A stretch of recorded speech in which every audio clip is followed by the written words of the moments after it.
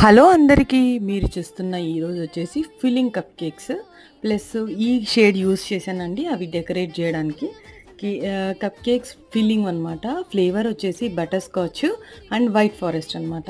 ఏం లేదండి, బేక్ చేసుకున్న తర్వాత సెంటర్లో హోల్ చేసి మనం ఏ ఫ్లేవర్ అయితే ఫిల్లింగ్ చేయాలనుకున్నామో అవి ఫిల్లింగ్ చేయాలి. ఇది వైట్ ఫారెస్ట్ కాబట్టి white ganache with choco chips అనమాట. వైట్ చాకో చిప్స్ వేసేసాను. బటర్ స్కాచ్ కాబట్టి butterscotch crush plus butterscotch crunches add చేశానండి. చాలా బాగుంటుంది టేస్ట్. మీరు ఎప్పుడైనా ట్రై చేయకపోతే ట్రై చేసి చూడండి. సెంటర్లో హోల్ చేసిన తర్వాత పీస్ ఉంటుంది కదా, సో అదే యూజ్ చేసేసి మనం దాన్ని క్లోజ్ చేయాలన్నమాట. చేసిన హోల్ని బాబుది ఇది 3 months అనుకుంటాను.